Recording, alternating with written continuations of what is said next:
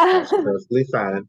No, it's all good because we want to make sure that folks have what resources they need going forward.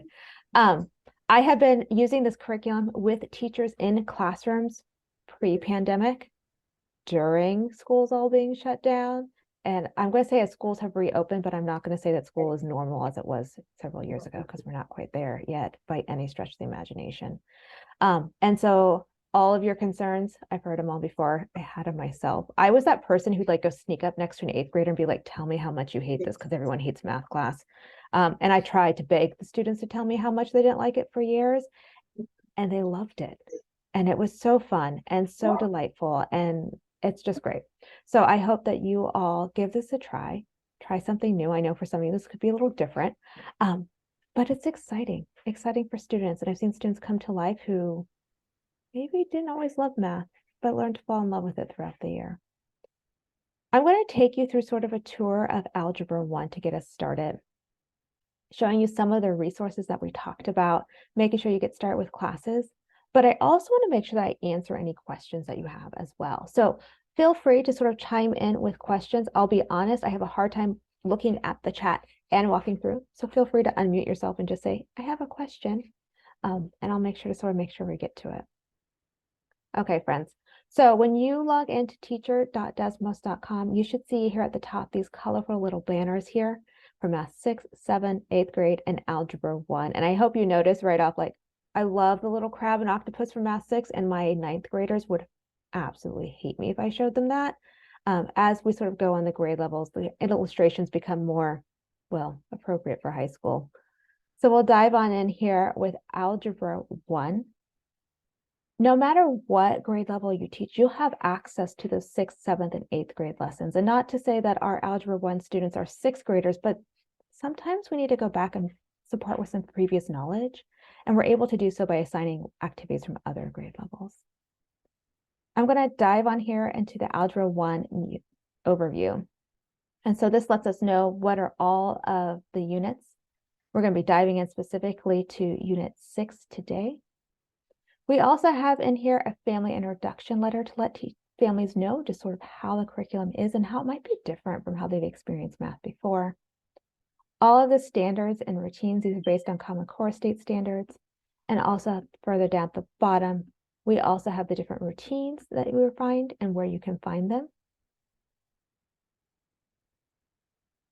And we also have a summary. Sort of what do we expect to happen in the story of Algebra 1 from the beginning of the year to the end of the year. And I know in this case, we're only doing a small scale pilot of Unit 6. So maybe the story isn't necessarily the whole thing, but if you're wondering, like, how did we end up with exponential functions in Unit 6 instead of some other unit, this will give you some lay of the land of how we got to where we are today. Here on the left-hand side is a navigation bar. And so this allows me to quickly jump between our different units. I'm going to jump here to Unit 6. And here at Unit 6, it lets me know that this will take about 20 days. Now, it will take 20 days if I do every single resource, if I do the readiness checks, if I do the quizzes that are built in, if I do the end of unit assessments, and then reflection and synthesis. That's our estimation. You know your students the best. You know they're learning along the way. And so sometimes it goes a little faster, sometimes it goes a little slower, but we estimate about 20 days. Before I dive into the unit overview, I want to focus again here on the navigation bar, because I know there's a lot of questions about, like, how do we blend that paper and digital? And that was the thing I really worried about as well. I am totally a paper planner. Like, over here on the side is actually my notes of like all the things to cover on paper. We have a digital resource, but I don't know. I'm a paper person. And so you'll notice these little paper icons next to a variety of activities. And this lets you know as a teacher that these are paper days. Something we think really, really hard about is how do we make sure to have paper as well as digital? Some of that is to keep the blend and different things happening in the classroom so students don't feel like they're on a computer each and every day. But sometimes we also know that paper is the best resource. And we start by building our lessons really by thinking about, like, is this best learned on paper or digital? Why or why not? What are the pluses and minuses? And then they start building lessons. We don't actually approach it as digital first or paper first, but rather, what is it we're hoping students will learn and what might be the best medium to do so? I'm going to dive here into unit overview. And here, each unit overview lets us know all the vocabulary, all the standards, as well as the sections and which lessons covered in each section. So in this case, we have 3 sections, one on comparing linear and exponential functions, one on exponential growth and decay, and one on compound interest and modeling data. If you're super curious what these standards all are, if you don't have them memorized, you can hover over them and it will actually give you the wording of the standard itself. Continuing down, we have a summary, and this summary is really a high-level summary of the unit. We're talking about exponential functions making sense by changing numbers to a small percentage, but also in each unit, each section, what is sort of the high level and a short description of each individual lesson. Oh, good. That's really helpful to know, Anthony. We'll then focus on the first 2 sections and I won't dive deep into the 3rd section, though I will say the 3rd section has some really fun lessons in it. I'm sorry. I looked at them. They are pretty cool, but I was like, yeah. Yeah, I know. I understand. I was like, this is actually really hard for me to say because this is like choosing your favorite child. All of our units have really fun lessons. It's hard for me to pick just one. Well, But can I ask a question? yeah. What if we wanted to do more than the first 2 lessons? Can we or no? Certainly can by district standards, yeah. Okay, thank you. Anthony, I'm so glad you're here because I didn't know the answer to that. Overall, we have a curriculum guide, and that's actually going to take you to a website that really dives into more. And so if you're curious about each of the courses or units or lessons, or you're really wondering like, how do I use these instructional routines or facilitation tools, or maybe ways to support a variety of different students, you'll find all of those resources here in the unit and the curriculum guide that's linked here from the unit overview.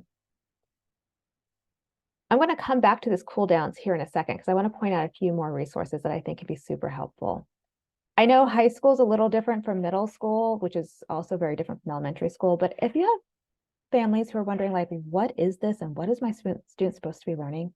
We have this family resource that you can send home that sort of talks about what students should be learning prior to this unit, what they'll be doing in this unit, and sort of how does it extend into future courses as well. There's a variety of different problems that go with each of the units. And then we also have the answer key built in at the bottom as well. I know some teachers use this family resource as like an additional problem bank as well, because there are problems in here that folks can go through. So I want to make sure to showcase that to you. And a reminder, as Angela said, by clicking on these 3 dots, you can always view it as a PDF and copy and edit. This unit is our newest unit, so we don't have it fully translated into Spanish yet. And so that's why you're not seeing the Spanish pieces in there. Once they are ready, they'll magically appear in here. Some teachers like to print off the learning goals and glossary for students and sort of have them paste them into their interactive notebooks. And so there's this resource as well with checkboxes for students to sort of check off if they feel like they have understood the goals of that unit.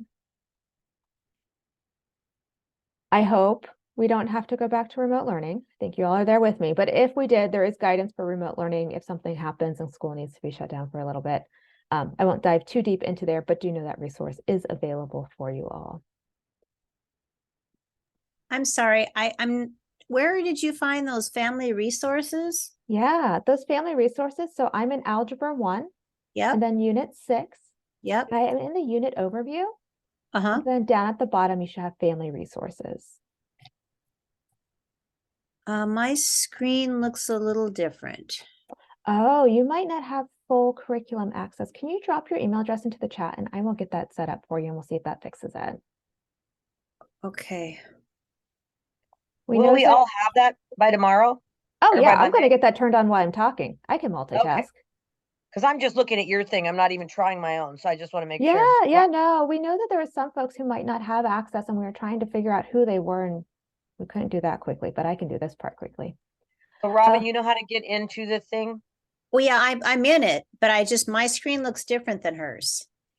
Okay, well, I didn't even know we could get in it yet. I missed that part. So anyway, all good. Yeah, I don't know if you can, but because I was part of the pilot, I already set up my account. Everybody's links were sent out around December 11th. But if you did not click that, then just make sure you get your email address to either her now or me, and we get that taken care of as soon as possible. Yep. It's a very quick turnaround. Yep, Robin and Christopher, I just added you too, so you both should be receiving an invite. All right, thank you. Not a problem. Thanks for calling that out. I really appreciate it.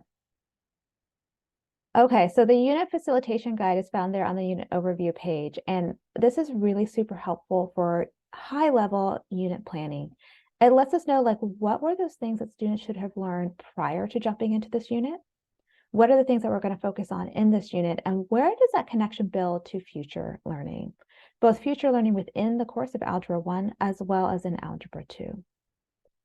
It shares a little bit more about the big ideas, breaks down the key math practices and standards, but then it goes by lesson, sort of what is the purpose, and if there's anything important that we feel like should be called out. For example, this one of the return of the globs connects back to a 6th grade lesson, and we want to let you know that there's a digital supplement available.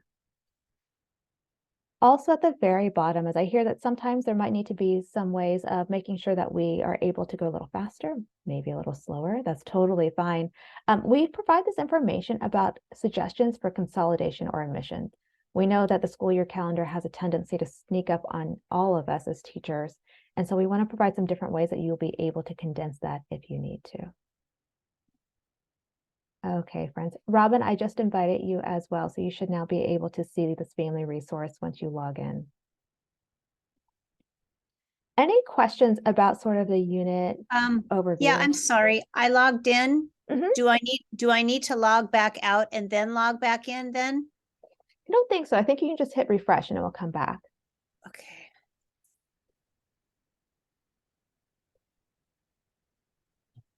Any other questions about unit level overview?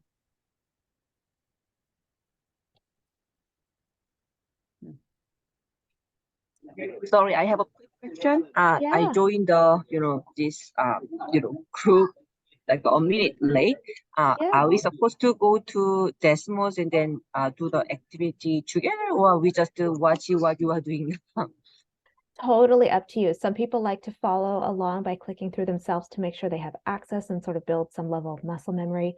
Some folks, that's a lot to do and they just want to watch. I don't have a strong preference either way, whatever is best for you. Okay, so I am still at student at desmos.com website.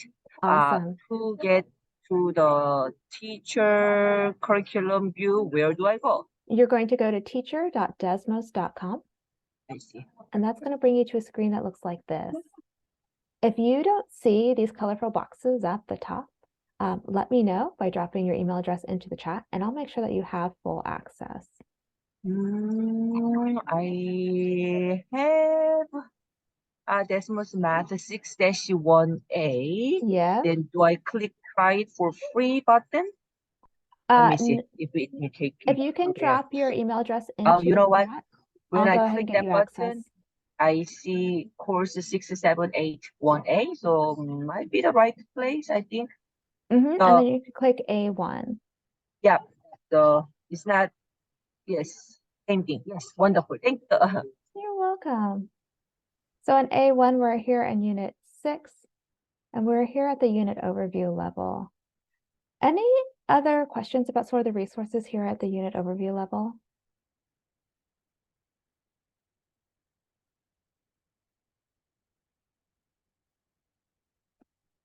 Okay, friends, I did promise I'd come back here to this Unit 6 cool downs. I know for some folks, the best way to sort of plan for what's coming up in the unit is sort of see what's expected of the student learning. And so here, if you click on the cool downs, you're going to go into an activity. This is a teacher-facing activity that you could assign to students if you'd like. And it's actually going to go through each of the individual lessons in the activity and let you see what the cool down screen is. This is really helpful for a variety of reasons. One, it lets you sort of interact with sort of the cool downs to sort of see some of the experiences that students might be having. Another reason this is sort of fun is because here at the Teacher Moves, we let you know what is called support for future learning. And so, for example, if on this cool down screen here in lesson 2, students aren't, well, they're not quite where we want them to be yet, that's totally fine, because the suggestion for future learning says if students are struggling with interpreting statements, we can plan on emphasizing this as if future opportunities arise in lesson 5. And so we know here on lesson 2, if students aren't all getting this question right, we don't have to stop the class and sort of find another lesson maybe tomorrow to review this learning again. Rather, it's going to come up again in lesson 5. I do want to point out that sometimes when it says like student, it will let you know like students need to make sure to understand this. And that will let you know like, oh, we're going to have to make sure to spend some time here if needed. But whenever possible, we'll let you know when students will have further chances to deepen their understanding along the way. So you'll be able to make your way through the lesson. And the activity that we did together with the submarine, that was lesson 1. And there's actually like 5 lessons in a row with that submarine. And so at the end of that first lesson, if students didn't quite understand the floats and anchors yet, it's actually okay because we'll be going back to floats and anchors in that unit 4 or 5 more times before students really need to understand that. And so in this unit, we'll make sure to let you know similarly where our students going to have more chances, and when students struggle, that we might need to make sure to support that learning. Any questions here about the cool down screens or the support for future learning resources? So that's just a supplemental thing to the lessons, correct? Or is that part of this thing you start with or end with? All the cooldowns are actually at the end of each individual lesson. So this particular screen is the cooldown found in lesson 5. You went back so that they would work up to where they are. I see what you're saying. Mm-hmm. Yes. So I'm just showing like this is a great resource if you're thinking about planning at the high level unit place to sort of see what each of these cooldowns are and get an idea of what's happening without having to dive into each individual lesson. Stephanie, would you mind showing one of the lessons and just kind of showing that the cooldown is at where it's at? Thank you. Yeah, awesome. That's actually what we're going to talk next is lessons. I'm going to see, we have some really, really fun lessons here, and I'm going to see if the lizards are here earlier. Oh, the lizards are in a different unit. Okay, friends, we're going to go ahead and not talk about mold. We're going to talk about Carlos and the corals because mold does not sound like a great thing on a Saturday morning. So this is lesson 5. This is going to kick our end off that first section that we learned about here. At the top, I can find the cute name, Carlos and the corals, but also the name that I think math teachers sort of gravitate to, evaluating exponential functions. It tells me overall the goal here. So we want students to evaluate exponential functions, positive, negative, and 0 inputs. And then what the individual learning goals are that the students will see. Here in this lesson, as Angela mentioned, all screens start with a warm-up. And so here, this warm-up is sort of a multiple choice for students to select. We also have these teacher moves, and these teacher moves provide some suggestions for pacing, as well as how you might launch the screen. I noticed that someone said like, hey, if I was to launch the floats and submarine lesson, I would talk about like, what are floats and what are anchors and how does that work with a submarine? And you're right, we actually share some different ideas about launches for each of our lessons found here on the first screen. After each of the warm-ups, then we sort of dive into the activity itself. And so in this activity, we connect back to an activity prior to Algebra 1, where we talk about Carlos and his fish. These are the fish that you put in the tank, the little foam ones, and they expand. And so we're going to have students start thinking about that. In addition to the teacher moves, we also have the sample responses. And so you'll be able to see what the correct answer is and what are some different ways we think students might respond. We'll go ahead sort of quickly play through this one just so you can sort of see this because Carlos the fish is rather delightful. But we'll continue through the lesson with the teacher moves and sample responses. And whenever possible, we'll add student supports. Now, we designed the curriculum to be for universal learning. And so whenever possible, we build those supports automatically in. We'll provide visuals to maybe go with a table or a visual to go with an equation. But we're not always able to provide supports for everything. And so when that's the case, you'll see these student supports to provide some different ways that you might be able to support all of our learners. Throughout the activity, students here will engage in a variety of different ways, looking at Carlos the fish. And then each of our lessons sort of wraps up with a lesson synthesis. And I know some of you were like, where do I as a teacher maybe make sure everyone understands? Or where do I as a teacher get that chance to direct instruct, like, here's what the learning is today and here's what you should take away with? This lesson synthesis is a great place to do so. So all of our lessons end with this lesson synthesis. This is that time which Angela talked about post-teaching versus pre-teaching. You'll typically find those as a key discussion screen. It's a great way and a great place to spend those discussion dollars. We don't necessarily discuss every single screen, but the lesson synthesis screen is a very important screen to discuss. And each of our lessons also ends with a cool down. So this is the cool down that we saw earlier from lesson 5 and that cool down activity. Here we're seeing it directly in the activity. This also includes that information to support students for future learning. So you'll see that in individual activities as well as the collective cool down activity as well. And then as Angela and Pam mentioned, each of our screens sort of end with a chance for students to share how they're feeling about this math, as well as how they're understanding this learning. And this is great feedback for a teacher, because if you see students sort of here, you might want to check in with them and see how they're doing and how they're feeling. And if you see students here, it might be a great place to celebrate how students are doing. Any questions about just sort of the lesson layout from warm-ups to activities, synthesis to cool downs? I'm still a little concerned that I mean, if you get in here and they get started on this, they have no idea what they're doing. They don't understand these concepts in any way, shape, or form. And the warm-up doesn't give them any like teaching. I mean, they gotta know. I don't know. We always do notes before we go to a lesson, or we used to before we did the piloting. And, that gives them something to look back at, something that they've written down, something that they have in their brain that they know that this is what we're doing and this is what it might look like. And we're going to use those to practice. I'm concerned that we're just throwing them into stuff without them knowing what we're talking about. That's my only concern. That's one of my concerns, I guess. There's no teaching. It's like, figure it out and then we'll talk about it later. Oh, there's actually teaching throughout the way. First I'll say our students are brilliant. They are absolutely brilliant in so many ways, and so many things that sometimes I'm like, I don't always understand, but I know that it works in your mind, and that's what matters the most. Throughout the lesson in the teacher moves, we'll provide a variety of supports to sort of let you know how you can launch. So I know you mentioned like, how exactly do we teach beyond the lesson synthesis? And so here in this launch, we're actually helping students make connections to their prior learning, consider what they learned earlier about Carlos the fish. Now, I know that you maybe didn't necessarily teach Carlos the fish beforehand, but you could ask something like, when something that you've seen double in size over a short period of time. As well as you're circulating around the classroom as students are learning, you can ask a variety of other questions as well. And these questions are designed to sort of nudge their thinking along the right way. I had a student who answer to every math question for 3 years was stick. Love Grant to pieces, don't understand sticks. I never really had the tools to ask the right question at the right time to sort of nudge stick to be something else. And so I'm so thankful for our lesson developers who wrote these fabulous questions on each of the screens to help us sort of move that student thinking along towards where we're hoping to go. I'm wondering, to go along with what Debbie said, is there some, what if you would recommend to like give them a paper, like a summary of that particular section that they could hold on to and accumulate as like a reference?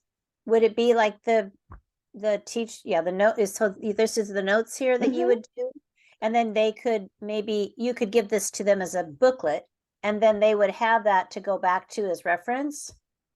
Is this what you would recommend? I've seen teachers use these notes. I've seen teachers use their own notes. I will say, like, I think as teachers, we all sort of have our own note style. And so I know for some teachers, these notes work great. And I've seen other teachers have a different note style and have students write directly in their notebook. And so I'd sort of lean on what type of notes are most comfortable for you, instead of like saying like, this is the right fit. This is something that I've seen used really successfully. And I've seen other things used really successfully as well. I like the notes. I like the notes piece. Where was that exactly? Yeah. So at the bottom of each of our activities, so Okay. here's Carlos the fish, you'll have the interactive screens, and then there's notes as well. And again, another reminder, you can click on those 3 dots and copy and edit. So if you want to make your own version of the notes, you're more than welcome to do so. That's good. So I think that Debbie, taking those pages, creating a book, and then they could have that as their reference. That's awesome. Yeah, I like that. I do want to say, just from our perspective, we do want to try to do it the way it's outlined instead of trying, because we're also trying to change the way we teach stuff too. So I would kind of push and say, please try it without giving them too much beforehand. Try out the letting them explore and then synthesizing at the end. And if that doesn't work for 2, 3, 4 days or whatever, then go into something different. But I would really push to that we just watch how the warm-ups kind of lead the kids into figuring things out. We haven't had a time to go through each lesson yet, but I feel very confident that students are able to go through these warm-ups and the activities and kind of figure things out without being kind of given everything first. And it also gives them more authority, more autonomy, more credibility to their own thought too. So I would just push that we try it first and see what happens I before think, yeah, I think that that's what Debbie's alluding to, but with having a reference for the kids to go back to in addition. So They I don't all think learn the same. And we Oh, got I think that's totally and we've got true. inclusion kids. We've got SPED kids in our classes. So I want to make sure we have resources for them. No, I want them to have resources also. Well, I and mean, I something, think yeah. a thing that hasn't been said loudly enough, and thank you, Anthony, for sharing, because I totally agree. Like, as someone who used to lead pilots for school districts, as somebody who had to pilot the material for school districts, give it a shot the way that it is to see if it's the right fit. The last thing you want to do is adopt a resource that you already know going in. You're going to have to edit constantly because you're going to sign yourself up for editing constantly for more years to come. I've seen this curriculum work in just this way, and I've seen it work if like your measure is, do students like hit the benchmark higher? Do students pass the state test with a higher score? Do students pass maybe the MAPS assessment with a higher score? Like those, I can say, yes, we've seen numerous schools and numerous districts that's happened in. If that's not your benchmark, and it's not necessarily mine either, is like your benchmarks is my students enjoy math more and are more engaged and more excited and more attempting to do things they've never done before. I can say, yeah, I've seen that a lot. I've seen it in numerous classrooms with students that the teacher is like, I've never seen my students ever do a thing in math, and they're doing this now. And to me, that's really exciting. And so I know your students can, no matter what they're walking into the classroom with, by doing it this way. And I know it feels a little different. And I also want you to hear me clearly say, the resource here is digital, but there's still place for paper. You know, we want students to be writing notes. We want students to be sort of engaging and maybe putting their thinking down. And the classrooms that I've seen this the most excited in, the classrooms that I've seen the students really engage, the teachers really engage, and the learning just blossom, they had both their computer out, but also something to write with.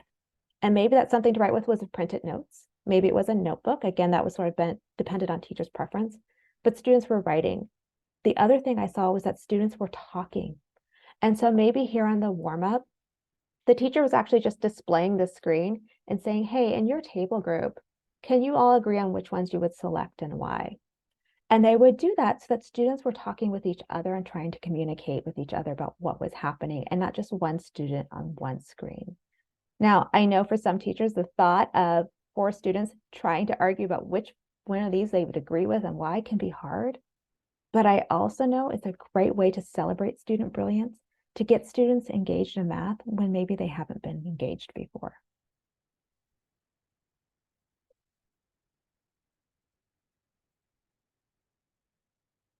Okay, friends, so we've sort of talked a little bit about the warm-up and the activities, the synthesis and the cool down, as well as sort of reviewing the notes pieces that we have. We'll go ahead here, and I want to make sure to show you that each lesson has a summary. So this summary sort of tells us about what's in this lesson, where is it coming from, where is it going. It gives you some ideas about timing, and you'll also see suggestions when we hope that students are working in pairs, sort of on that warm-up, having a conversation, maybe pairs with a device, or as a whole class or independently. If you are like me and you are a paper planner, you'll see here that there is a printed teacher guide, so you can go ahead and print this off. And it includes all of those pieces. So here you'll find the summary. You'll also find the lesson screens. And then when you print it off, all the teacher moves and sample responses will print off, as well as a place for you to write some notes. Each of our lessons also includes practice problems. These practice problems are available both digitally as well as print. Here on the digital practice problems, I'm just going to make up answers. I'm going to not get any of these right, I'm sure. But here on the practice problems, as students go through, on the last screen, they'll get some feedback about how they did with the practice problems. And so you can see in number 1, I told you I'd get 0 out of 4 correct. Number 2, I got incorrect. And I didn't do any of the other ones, and so those are blank. We also provide a reflection prompt for students. So in this case, share something, a question you might have, or something you're proud of. I'm not really proud of my results there, but That's okay. These practice problems are great to send students to work on independently because they include that screen that lets the students know whether they're correct or incorrect. And for some students, they work better on paper, and there's that paper resource as well for the practice problems.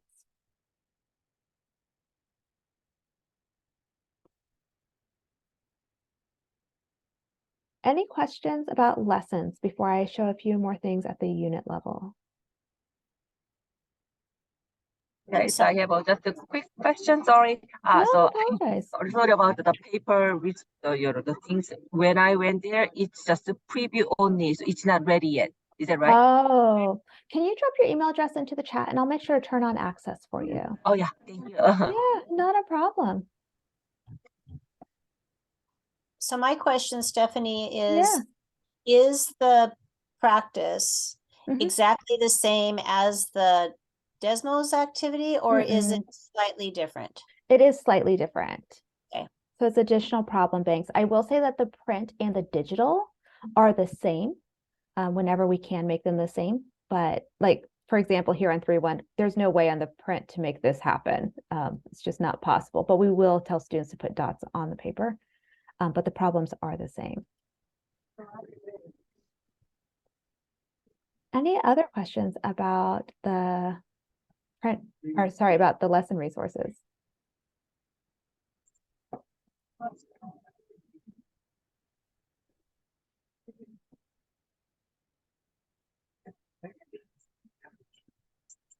Okay, friends. I do want to point out that when I switched to practice, the navigation bar here turned to all of the practice sets. If I go back to main lesson, the navigation bar is all of the main lessons. And here at the unit level, I'd like to spend some time sort of laying out the unit and what we're going to sort of see. As I mentioned, each of them start off with a readiness check. I'm not sure if you have time built in to do the readiness check, but if you do, I highly encourage it. The readiness check is available as digital as well as print. And here in the readiness check, we're really trying to assess like what skills are students walking in with. Oh, totally, Anthony, not a problem. So we're going to sort of look at what students have experienced possibly in the past and what their understanding is. Throughout the readiness check, you'll actually only see the sample answers, sample responses. So there's no necessarily teacher moves here for the readiness check. But within the readiness check, and I'll let this animation play through, at the end, there is a place for the teacher here in the summary to look through sort of what is it that we hope students walked away with. So I'll let you know like which lessons sort of focus on each of the questions. There's a section for each of these. And so knowing that you all are doing just the first 2 units, you'll probably want to run through all of the sections. And it also lets you know what is it that we're intending to surface. And if students are struggling, what are some different activities that you can go back to support that learning before diving into those questions? Again, this readiness check is a wonderful resource to assess what students know, see where it's going, and if you need to, provide some various supports to help students be ready for the unit. In addition to the readiness check, all of our units include a variety of lessons. So here you'll all have a chance to run through these first about 9 lessons together as a class before you'll need to move on to a different period. But those include lessons that are both digital as well as paper. And then you'll have a practice day and a quiz. This practice day is a great way to make sure to give students another opportunity to practice the learning that they have done leading up to this quiz. Here, this practice day is a day that has students doing a variety of different cards together. So our practice days vary in different types. Some of them are just problems for students to work through.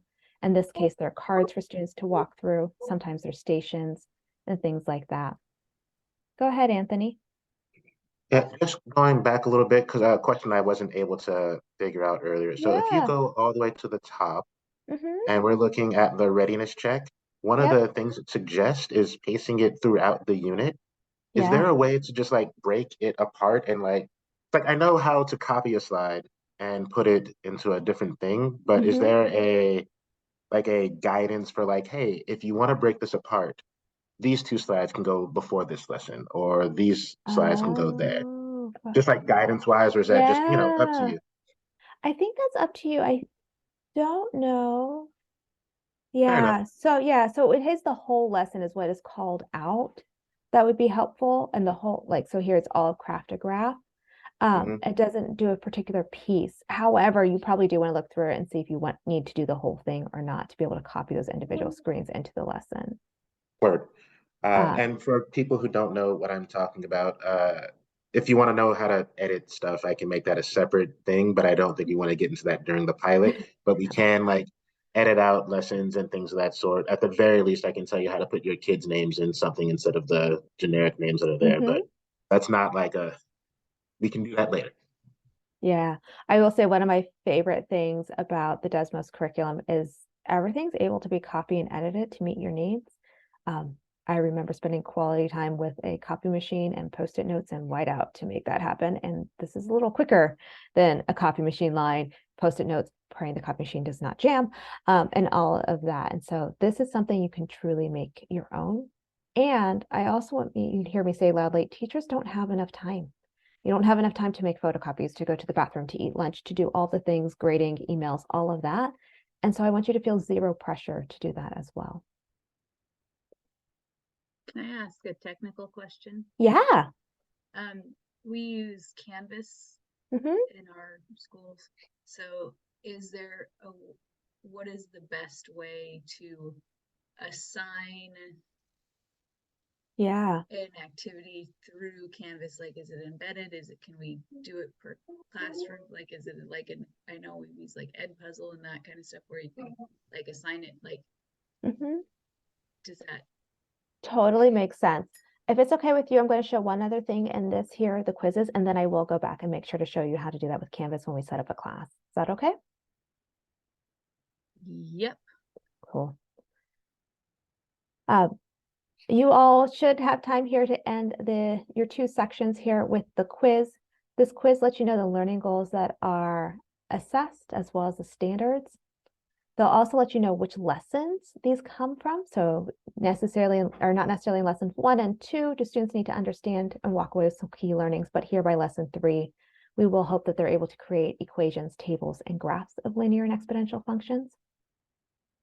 Each of the assessments, whether it is a readiness check, a quiz, or end of unit assessment, all have a digital option as well as a print option. We also have a summary and rubric here as well that sort of lets you know what we're assessing in each of the questions and where that work most responds to. Further down in the rubric, we provide our best thinking about how you would do it in standards-based grading. I'm not sure how you all do grading. You don't necessarily have to follow this way, but this is sort of our suggestion. Any questions about the quiz before I show you all a little bit about getting started with classes and how to connect that with Canvas?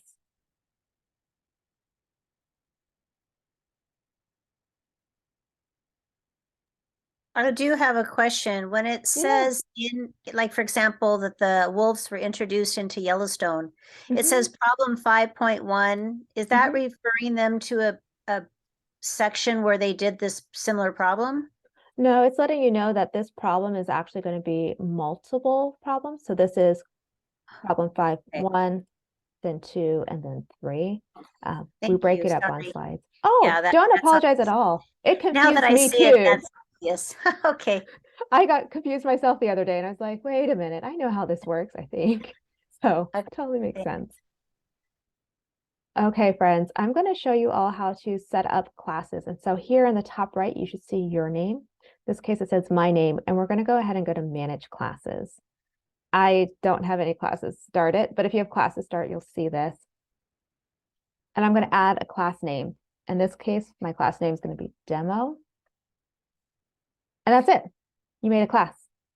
I know there's some questions of like how to add co-teachers. And so if you click on these 3 dots, you'll be able to manage co-teachers and add anyone you'd like to be co-teachers to that class.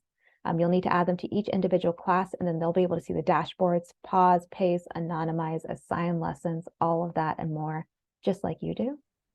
Now it looks like our classes are already in. Is that right? I honestly don't know. Anthony? So I haven't done, like I said earlier, I don't have like any admin access with Desmos or anything of that sort, but any of your students who have utilized Desmos before, they like, whether we've had this or not, some of them will be under there, but I would not expect it to be all of your kids, and I would not expect it to be everybody who's like right. Like, so some of those kids may be kids you had previously.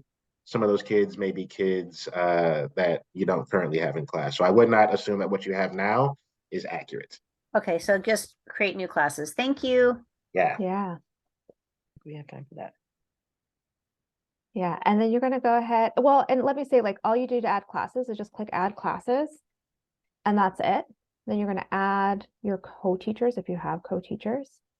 And that's all you have to do to set up classes. So now we need to get students into our classes. And in order to do so, you're just going to show students this link. Since you all have Canvas, if students are used to going to Canvas, I would just share this link here, and I'll go ahead and put it in chat so you can see what this is like as well for you as a student. And that's it. Students click on the link. They will then sign in with Google, and they're in the class, ready to go. Robin, you got that? Robin Isaac Kwan. Okay, I'm adding you as a co-teacher, Debbie. I mean, do you understand how the students get in? Ye- Student.desmos.com.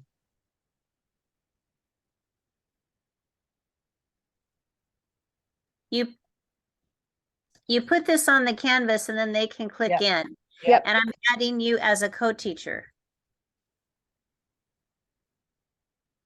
Yep. Hey, Stephanie, there is a question in the chat that I Yeah. brought up another question. So basically, Chris asked the particular answer, like if you go back into the quiz for the first question, the particular answer I was looking for is 8.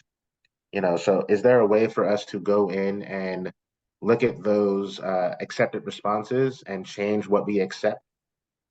Like if you want it to be like, yeah, that slide 7. So sample response says 8%, right? Is there a way to go in and say, you know what, I'd also accept 0.08 or whatever else I would do? There is a way with computation layer to do that if you really would like to. Since this % sign is here, when I type it, like click on that box, that's why it's looking for 8% and not 0.8.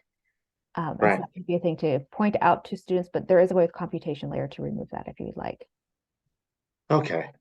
So Chris, that's your answer. And I'm going to tell you now, computation layer stuff is weird. It And if is we wanted, coding. It's literally coding. It's not impossible, but it's more of a lift than just writing a different answer here in sample response. yeah, I would probably lean toward just looking at the answers and being like, okay, that's acceptable. Yeah. All right. Thank you for that, Stephanie. Yeah, you're welcome. I'm going to go ahead and head us back out to the main room, and that's partly because we're going to do some things together.